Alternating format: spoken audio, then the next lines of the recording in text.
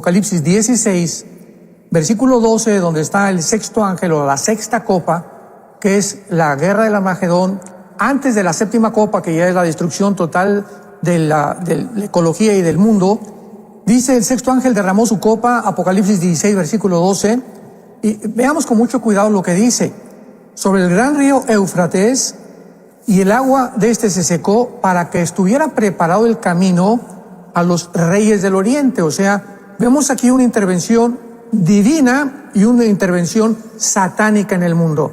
La pregunta es cómo pueden convergir estas dos voluntades o estos dos sistemas para que tengamos una explicación, y esto nos va a ayudar muchísimo a entender la mente de Dios.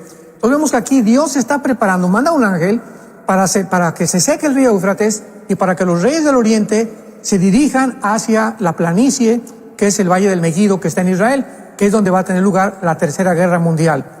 Y vemos a continuación que dice el versículo 13: y vi salir de la boca del dragón. O sea, al mismo tiempo, qué interesante, al mismo tiempo que los ángeles están preparando el camino para esta guerra y para que vengan los ejércitos, vemos que Satanás, de su boca salen 3 espíritus inmundos a manera de ranas, de la boca del dragón, de la boca de la bestia y de la boca del falso profeta, que son espíritus de demonios que hacen señales y van a los reyes de la tierra para reunirlos a la batalla de aquel gran día del Dios Todopoderoso. Pregunta, entonces, ¿quién está haciendo esta reunión?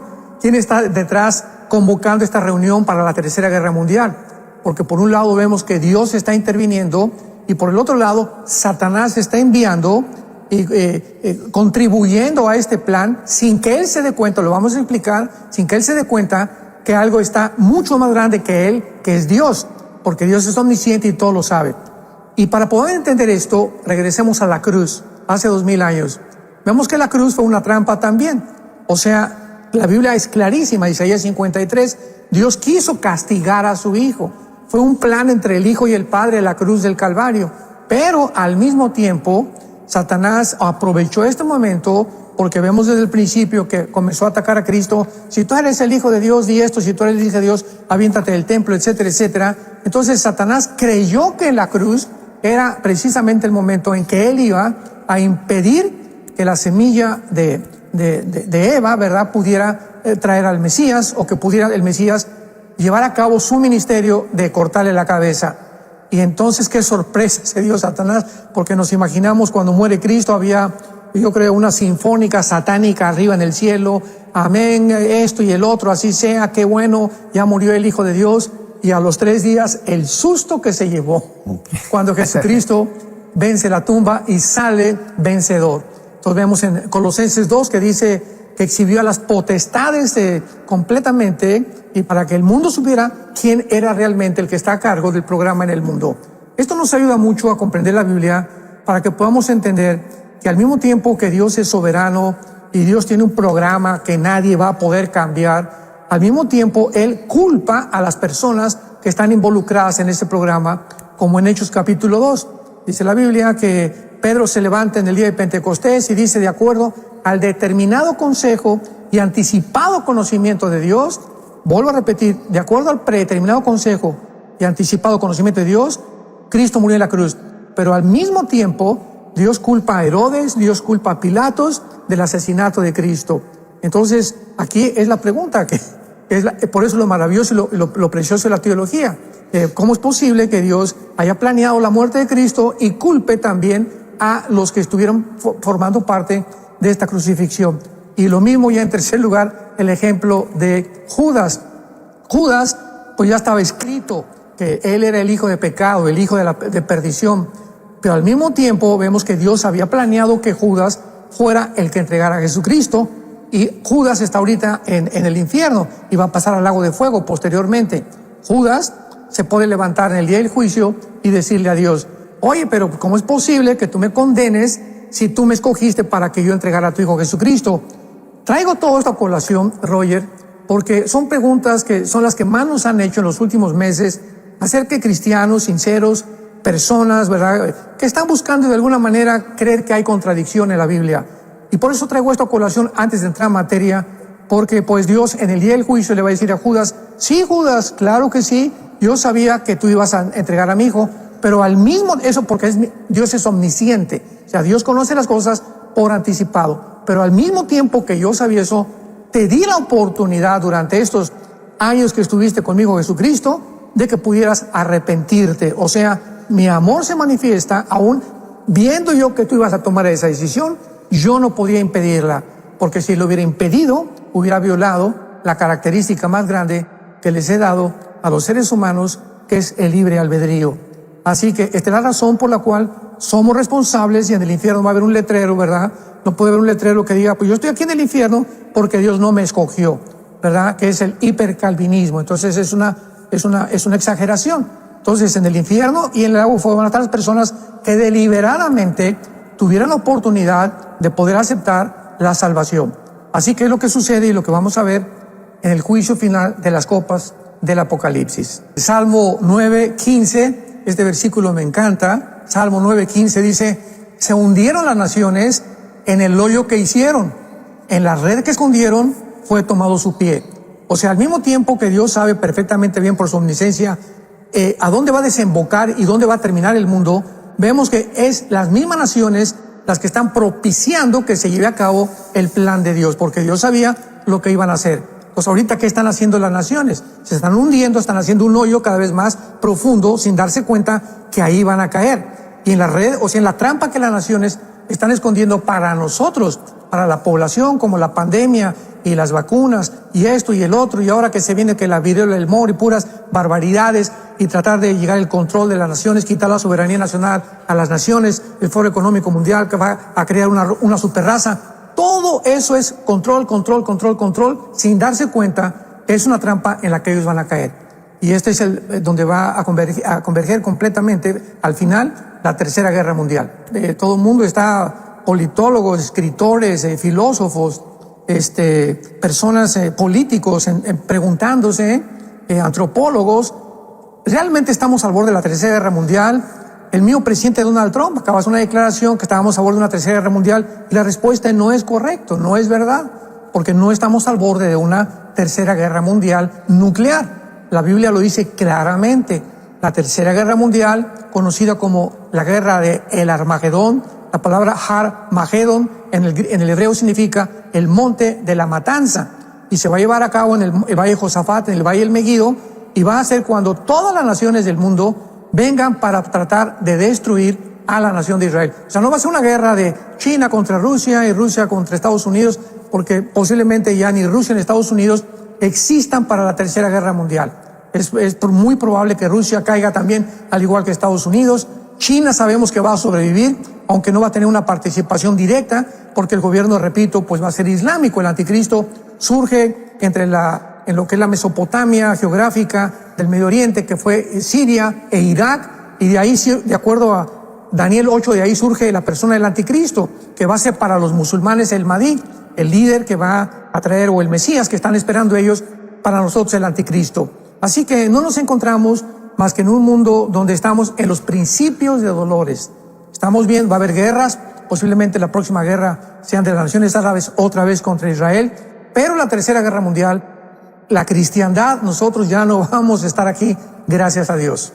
Y para tener un poco más de background, como decimos, o sea, antecedentes, es importante ver que en el Antiguo Testamento, para poder entender lo que es el Nuevo Testamento, que en el Antiguo Testamento se usan varios términos para estos 7 años de tribulación, o se conoce como la semana 70 de Daniel, el día del Señor, el día de la ira, el día de Jehová, etcétera, etcétera. Siempre que veamos estos términos en el Antiguo Testamento, sabemos claramente, siempre que se refieren, esto nos ayuda muchísimo a los que estudiamos la escatología a poder determinar en qué tiempo nos encontramos, porque aunque no sabemos el día y la hora, desde luego, de la venida de Cristo, como dice Juan, amados, Juan capítulo 2, sabemos que estamos en el último tiempo, como lo sabía Juan, como sabía Pablo a los tesalonicenses. En cuanto a los tiempos y las ocasiones, no tenemos necesidad de que yo les escriba. Entonces tenemos que saber claramente que sabemos en qué tiempos podemos encontrarnos por las señales que están claramente descritas en la Biblia. Dice Isaías 13, versículo 9. Y aquí el día de Jehová, es el término que se usa para los 7 años de la tribulación. Repito, siempre el día de Jehová, el día de la ira, el tiempo de angustia para Jacob se refiere a los 7 años de la tribulación. He aquí el día de Jehová. Viene terrible, de indignación y ardor de ira, para convertir la tierra en soledad y raer de ella a sus pecadores. Lo comparamos con Mateo 24:21, que Jesucristo dijo, porque viene tribulación como jamás la ha habido. O sea, la Biblia siempre está apuntando a un tiempo específico, que es el final del programa de Dios para Israel, no para la iglesia. Vemos nosotros también en Jeremías 30 que dice el tiempo de angustia para Jacob, que es el tiempo de angustia para Israel. Entonces, en Daniel capítulo 12, versículo 1, dice, hablando del ángel el arcángel que va a proteger a Israel en este tiempo, que es el tiempo en el que jamás ha habido. Entonces hay un tiempo específico bíblico que es de la ira de los juicios de Dios, porque nosotros ya fuimos librados de la ira, de la condenación eterna, ¿verdad? Entonces el cristiano no está puesto para la ira. Y cuando alguien cuando dice la Biblia que seremos libres de la ira, 1 Tesalonicenses 1, 9 y 10, capítulo 5, creen que es el tiempo el que nos va a librar, pero no es ese. Nosotros libra de la ira del juicio y que va a caer sobre el mundo del tiempo de la tribulación. Entonces, claramente en la Biblia tenemos que entender esto, ¿verdad? Que el día de Jehová es el día de la ira. Ahora, esta es la razón por la cual en la segunda carta a los tesalonicenses se ha confundido también muchísimo, porque muchos han tratado de entender qué es lo que significa o por qué el apóstol Pablo está diciendo que el anticristo no vendrá antes del rapto o antes de la tribulación. Y esto tenemos que entenderlo en la segunda carta a los tesalonicenses, cuando dice con respecto a la venida de nuestro Señor Jesucristo y nuestra reunión con Él. Ahí apúntalo si tienes tu Biblia, y nuestra reunión con Él está hablando acerca del arrebatamiento de la iglesia. Vamos por orden, precepto sobre precepto, versículo sobre versículo. Que no se dejen mover fácilmente en vuestra manera de pensar, en el sentido, ¿qué dice ahí? Es que el día del Señor está cerca. La iglesia de Tesalónica estaban asustados porque se levantaron muchos falsos profetas diciéndoles que ya se encontraban ¿en dónde? ¿En qué tiempo? En el día del Señor, en el tiempo de los 7 años de la tribulación. Entonces Pablo inmediatamente les contesta, ¿verdad?, en esta segunda carta, que no tienen por qué asustarse, porque antes de la tribulación se tiene que manifestar el anticristo, y número 2, se tiene que manifestar la apostasía. Entonces, pues para que haya tribulación, tiene que haber un anticristo. Para que haya una marca de la bestia, tiene que haber un anticristo. Entonces, mientras no hay una marca, un anticristo, no estamos en la tribulación, ni en el cuarto sello, ni en la quinta trompeta, como muchas personas dicen, porque pues para que esto se cumpla, primero tiene que estar el anticristo. Ya Pablo más adelante escribe, ¿verdad?, claramente que el anticristo no se va a manifestar hasta que lo que lo está deteniendo, que es la iglesia, el Espíritu Santo, sea sacada del mundo. En el momento en que la iglesia sale del mundo, se desborda la maldad, el anticristo surge, pero nosotros ya no estamos aquí. Entonces, esto es muy importante al abordar los juicios de las 7 copas que estamos describiendo en este estudio, para que podamos entender claramente que si no ponemos la A antes de la B y la B antes para la C, nos vamos a confundir. Y la razón por la cual muchos se confunden, ¿verdad? Hay muchos que hasta dicen, no, es que ya ni siquiera los tiempos podemos conocer. Bueno, por el amor de Dios, pues lee la Biblia y vas a descubrir que sí se pueden conocer los tiempos, no el día y la hora, pero si podemos saber que nos encontramos, tal vez hay una posibilidad que pueda ser la última generación, hay una posibilidad que en los próximos años venga Jesucristo, hay una posibilidad. Como la hay, no la puede haber, pero las posibilidades pueden ser manejadas, y Dios no está en contra que nosotros estudiemos la palabra y podamos discernir con claridad, conforme se van ordenando los acontecimientos, en qué tiempo nos encontramos. El sexto sello, la séptima trompeta, pongamos atención en esto, y la séptima copa son 3 eventos paralelos. Vamos, por ejemplo, a ver claramente que el sexto sello está escribiendo la séptima copa y está escribiendo la séptima trompeta. Dice, por ejemplo, aquí en Apocalipsis capítulo 6, versículo 12, el sexto sello, un grande terremoto, las estrellas cayeron del cielo, el cielo se desvaneció, todo monte y toda isla pongamos atención, todos los montes y todas las islas desaparecen. ¿Cuándo? En el sexto sello. Porque el gran día de la ira, versículo 17, o el día del Señor ha llegado. Y vemos aquí en Apocalipsis capítulo 16, versículo 17, la séptima copa. Se derrama sobre la copa en el aire, sale una gran voz del templo diciendo, está hecho, relámpagos, truenos, un terremoto, igual que en el sexto sello, tan grande como jamás lo ha habido. La ciudad fue dividida, las naciones cayeron, Babilonia fue desaparecida y todas las islas y todos los montes no fueron hallados. O sea, si en el sexto sello ya desaparecen todos los montes y todas las islas, no pueden volver a aparecer. Entonces es lógico que el sexto sello y la séptima copa tengan una relación, porque acordémonos algo, ¿verdad? Los sellos, lo dijimos hace algún tiempo, son como los que se ponen en un pergamino que le entrega en Apocalipsis 5 Dios a Cristo, 1, 2, 3, 4, 5, 6, 7, se quita el primer sello, se quita el segundo, etcétera, etcétera. Entonces cuando se quita el sexto sello, vemos que detrás del sexto sello se está tocando la trompeta. O sea, hemos querido acomodar los sellos, las trompetas y las copas de una forma cronológica. Y no es así como el Apocalipsis lo presenta. Cuando comenzamos a juntar versículo con versículo, descubrimos realmente la relación que existe y podemos ubicarlos cuando puede suceder. No en el tiempo, pero sí en el programa de la semana 70 de Daniel. Entonces, el sexto sello, en el sexto sello se toca ahí la séptima trompeta y en el sexto sello se derrama la copa. Los sellos son abiertos, las trompetas están anunciando algo viene y las copas son derramadas. Son tres juicios diferentes. Se quitan los sellos, se tocan las trompetas y algo cae del cielo. Entonces, muchas veces convergen tres sellos o cuatro sellos o dos trompetas o dos copas, como lo vamos a ver exactamente con el sexto sello del Apocalipsis. Esto es importante también porque esto es lo que ha también traído muchísima confusión en el libro del Apocalipsis. Por eso muchas personas dicen, pues yo no lo quiero enseñar porque hay muchas interpretaciones. Hay que seguir diligentemente estudiando. No hay que darnos por vencido. Dios está contento. Comienza Apocalipsis diciendo, dichosos los que leen y los que estudian estas palabras porque el tiempo está cerca. Así que Dios no está en contra de nosotros, que nos sumerjamos en su mente maravillosa y que podamos pedirle al Espíritu Santo cada día más y más luz. Imaginemos una plaga que está atormentando una úlcera peor que la que tenía Job. Luego la segunda copa es todo el mar, y esto es muy interesante, todos los mares, el Atlántico, el Pacífico, etcétera, etcétera, se van a convertir en sangre como de muerto. Luego la tercera copa, vemos también que los ríos y las aguas se convierten también en sangre como de muerto.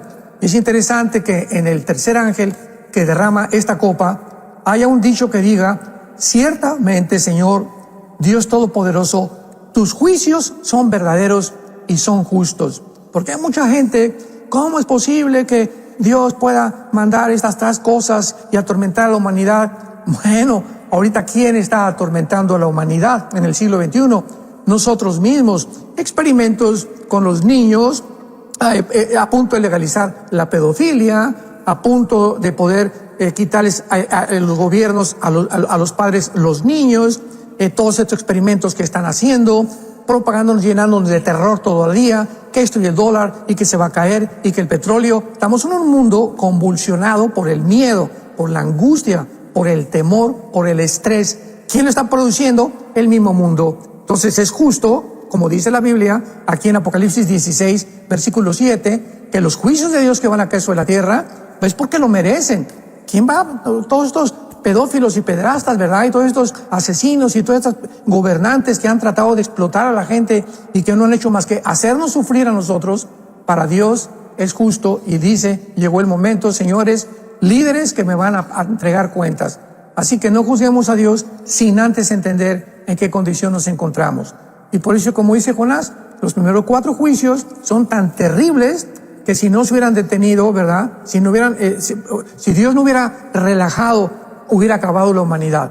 Porque vemos que el quinto sello es finalmente la quinta copa que trae sobre el trono del anticristo, que va a estar en Israel.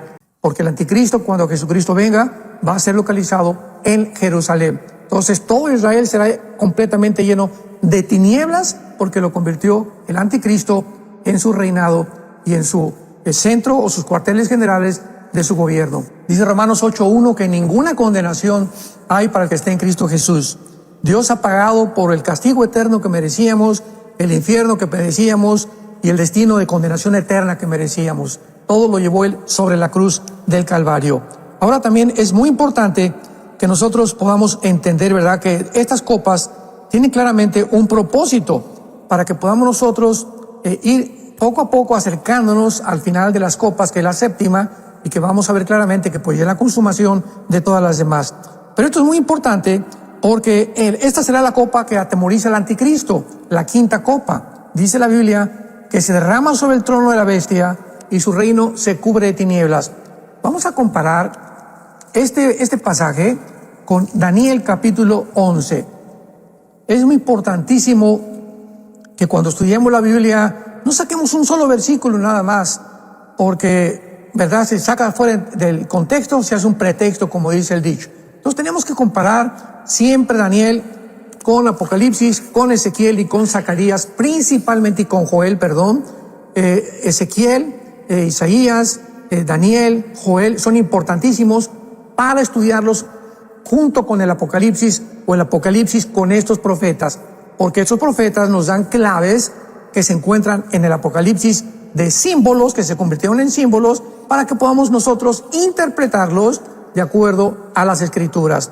Dice en Daniel 11, versículo 40 en adelante, describiendo este pasaje, la última, podríamos decir, el último año del anticristo, la última etapa del anticristo, y repito, vayamos viendo cómo va en este último año del anticristo, de una forma rapidísima, conforme a la quinta copa, convergen estos eventos para que entendamos en dónde está localizado el anticristo y qué va a hacer el anticristo antes de que venga Jesucristo a destruirlo. Daniel 11, versículo 40. Al cabo del tiempo, el rey del sur contenderá contra él y el rey del norte se levantará contra él. Cuando dice la palabra él ahí en tu Biblia, ponle un círculo porque se refiere al anticristo. O sea, aquí el rey del norte no es el anticristo ni el rey del sur. El rey del norte, ¿verdad?, es Egipto, y el rey del sur posiblemente sea otra nación que surge en el Medio Oriente con la cual el anticristo va a destruir. Y dice el versículo 41, entrará a la tierra gloriosa, o sea, a Jerusalén, y muchas provincias caerán, mas estas escaparán de su mano: Edom, Moab y Moab, Edom y Moab y Amón. Estas tres provincias que se mencionan aquí son Jordania del norte y Jordania del sur y Jordania del occidente, casi lo que hace con frontera con Israel. Entonces vemos nosotros que Jordania, el anticristo, va a derribar, va a atacar de alguna forma, y es interesante que Edom y Moab descienden de Lot, Génesis 19, de ahí vienen los moabitas o los edomitas que se convirtieron en enemigos de Israel. Entonces vemos que Jordania al final del tiempo va a traicionar a Israel. Ahorita el rey de Jordania está muy pacífico y esto y el otro y está permitiendo algunas cosas, pero Jordania va a traicionar a Israel al final. Y dice el versículo 42, extenderá su mano contra las tierras y no escapará el país de Egipto. El anticristo también va a atacar a Egipto y a Jordania. Ya tenemos a dos naciones árabes que el anticristo les declara la guerra. Y se apoderará de los tesoros, y los de Libia y de Etiopía le seguirán, que son naciones ¿de dónde? Del norte de África. Y la comparamos con Ezequiel 38, y Libia y Etiopía vienen en la invasión que se viene del norte en contra de Israel. Entonces, qué interesante es que diga que los de Libia y de Etiopía le seguirán, dándonos a entender claramente que Gog, en Ezequiel 38, es el anticristo. Y la guerra de Gog y Magog, 38 y 39 de Ezequiel, es precisamente la guerra final, la tercera guerra mundial, la guerra del Armagedón.